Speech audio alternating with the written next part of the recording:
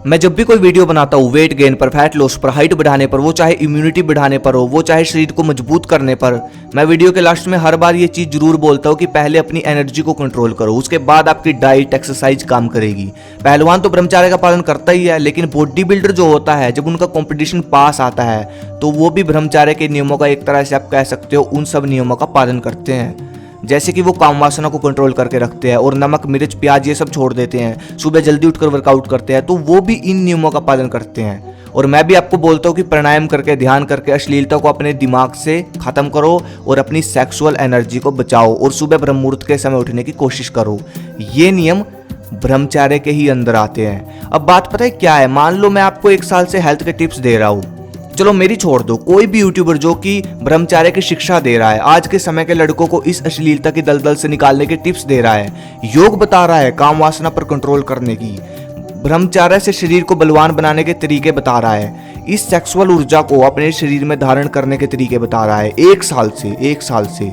लेकिन अगर कोई 20 मिलियन सब्सक्राइबर्स के चैनल वाला बंदा, मोटिवेशनल स्पीकर, जिसको इसके बारे में पूरा पता भी नहीं, वो ये बोल दे आज के युवाओं को, वो ये बोल दे कि सेक्स और मास्टरबेशन एक नॉर्मल एक्टिविटी है, अगर आपकी ये सब करने के लिए उम्र हो जाती है तो करो, कोई दिक्कत नहीं है, तो वो बंदा जो 1 साल से ब्रह्मचर्य की शिक्षा दे रहा है, जो कि लोगों को अश्लीलता की दलदल से निकालने की कोशिश कर रहा है, उसके 1 साल का ज्ञान धरे के धरा रह जाएगा।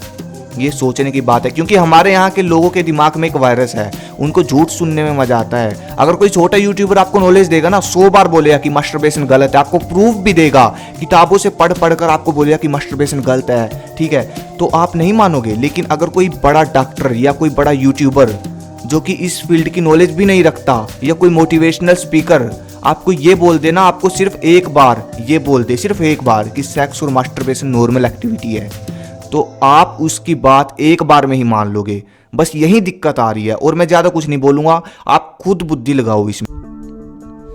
और खास बात पता है क्या है, जो ये मोटिवेशनल स्पीकर है ना, ये बात बोल रहा है, इसका मैं नाम नहीं लूंगा, खुद समझ जा भाई तू, जो ये बोल रहा है ना कि सेक्स और मास्टरबेशन नॉर्मल एक्टिविटी है, शादी के बाद क्या करोगे नहीं, तो भाई ये चीज मैं बता दूं, जो चीज जिसके लिए बनी है उसमें ही उसका इस्तेमाल होना चाहिए ना, ये नेचुरल है। लेकिन बिना बात से इस एनर्जी को उल्टी सीधी वीडियो देखकर हम नालियों में अगर बहाते हैं, ये नेचुरल नहीं है। थोड़ा बुद्धि भी लगाओ। और ये बंदा ये नहीं बोलेगा कि मेडिटेशन से, प्राणायाम से अपनी सेक्सुअल ऊर्जा को कंट्रोल करके शरीर में धारण करो, जैसा कि स्वामी विवेकानंद जी बोलते हैं। और आगे से ये भी बोलता है कि स्वामी विवेकानंद जी जैसे बनो। आप आगे से ये भी बोलते हो कि स्वामी विवेकानंद जी जैसे बनो, तो भाई स्वामी विवेकानंद जी तो यही बोलते हैं कि हमारी वीर्य की एक एक बूंद कीमती है, इसलिए इसको मत निकालो। अगर इच्छा उठती है आपके दिमाग में तो उसको ध्यान के जरिए रोको और सेक्सुअल एनर्जी को बचाओ। शादी से पहले इस एनर्जी को शरीर का विकास करने में लगाओ। अगर विश्वास नहीं होता तो जैसे आपने दिखाया था ना गूगल पे सर्च करके, वैसे ही मैं भी आपको दिखाता हूँ। ये देखो स्वामी विवेकानंद जी क्या बोलते हैं, ये देखो गूगल पे आप सर्च कर लेना। इसका क्या मतलब है? इसका मतलब है कोई भी पुरुष या महिला वास्तव में आध्यात्मिक नहीं हो सकती जब तक कि यौन ऊर्जा यानी कि सेक्सुअल ऊर्जा मनुष्य के पास मौजूद उच्चतम शक्ति ओजस में परिवर्तित ना हो जाए। कोई बल पैदा नहीं किया जा सकता, समझ गए? और ये मैं नहीं बोल रहा, ये स्वामी विवेकानंद जी बोल रहे हैं। अगर आप लोगों को मैं लगता है ना कि मैं फेंक रहा हूँ, गलत हूँ, तो मैं गलत हूँ ना, तो स्वामी विवेकानंद जी तो गलत नहीं है ना। और ये खुद स्वामी विवेकानंद जी की बात करता है ना, तो स्वामी विवेकानंद जी सेक्सुअल ऊर्जा के बारे में क्या बोलते हैं, तो वो तो सही है ना। और इसके बावजूद भी जो उस मोटिवेशनल स्पीकर के सब्सक्राइबर है, ठीक है, अगर आप लोगों को मैं गलत लगता हूँ कि मैं ये सब गलत बोल रहा हूँ, तो भाई वो तो सही है ना, आपके मोटिवेशनल स्पीकर सही है ना।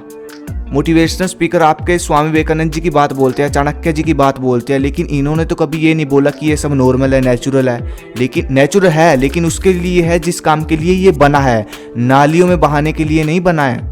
जब तक आप अपने शरीर में इसको रखोगे तब तक आपके शरीर और दिमाग को ये एनर्जी ताकत देता रहेगा। और जब आप इसको निकालते हो तो जो झटका महसूस होता है वो आपको भी पता है कितने दिनों तक रहता है। चलो मुझे कुछ नहीं पता, मैं तो बकवास कर रहा हूँ। डॉक्टर विवेक बिंद्रा, उनका भी तो वर्ल्ड रिकॉर्ड है ना, वो खुद ही ये बात बोलते हैं कि नो फैफ या फिर ब्रह्मचार्य है, इससे एक इंसान की क्रिएटिविटी बढ़ती है, फोकस बढ़ता है, ऊर्जा बढ़ती है। और बोलो मैं कितने महापुरुषों के स्टेटमेंट आपको दूं। मतलब इस बंदे ने इसको नॉर्मल बताकर ब्रह्मचार्य को ही खत्म कर दिया।